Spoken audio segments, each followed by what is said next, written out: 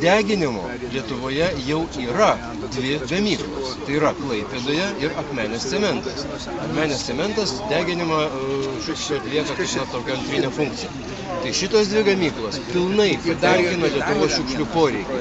Mes Lietuvoje tiek šiukšlių neturime net šitom dviem gamyklom. Jeigu mes dabar pasakysim dar Vilniuje vieną gamyklą, greta jau egzistuojančios medicininių atliekų deginimo, toksinių medžiagų deginimo gamyklos, tai mes tapsime šiukšlės importuojančią šalimi.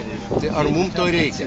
Todėl mes čia ir norime pasakyti, kad šiukšlių tvarkymas negali būti atliekų verslo grupuočių interesų objektas ir kai kurių suinteresuotų politikų objektas. Mes neturime tapti atliekų tvarkymo verslo grupuočių įkaitais. Tai yra valstybinė politika ir aš kaip Seimo narys ir mūsų Žaliųjų partija pateikus siūlymus, būtent, kad tai būtų optimizuota, taip kad šiukšlės būtų tvarkomos, kad jos būtų rūšiuojamos, kad jos nepatektų į sąvartynus, o deginama būtų tik tai, ko neįmanoma panaudoti antrą kartą.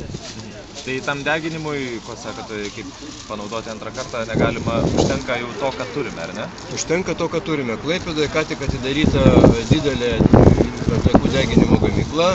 Kaip minėjau, Akmenės cementas irgi taip pat degina, įskaitant, pavyzdžiui, padangas, naudodamos ten atitinkamas technologijas ir filtrus. Ir tų šiukšlių Lietuvoje tiesiog tiek nėra.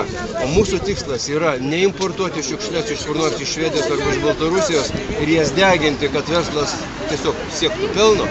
Mūsų tikslas mažiau šiukšlinti, daugiau rūšiuoti kiekvieno žmogaus namuose ir skatinti žmogų tą, kuris rūšiuoja, kad jis mažiau mokėtų už šiukšlių išvežimą. Tai alternatyva ir būtų, kad tiesiog rūšiuoti, taip? Tiesiog rūšiuoti, statyti tas vadinamasias MBA, tai yra mechaninio biologinio apdorojimo gamyklas, kurios kvalifikuotai atskirtų ypač virtuvės atliekas nuo antrinių žaliavų. Antrinės žaliavas panaudoti perdirbimui, virtuvės atliekas panaudoti kompostavimui. Tai, ko neįmanoma padaryti, iš to pagaminti tą vadinamą antrinį kurą. Tai yra tai, ką galima deginti. Bet tokio kuro visą tai padarius atsiranda labai nedaug. Ir dvi gamyklos Lietuvoje, kurios jau yra, Klaipėdoje ir Akmenėje, jos pilnai, 100% patenkina poreikį. Jei minėjote, kad kažkas tiesiog bando iš to verslą daryti, ar galima sakyti, kad ir politikai, papirkti, paveikti tiesiog lobistų yra?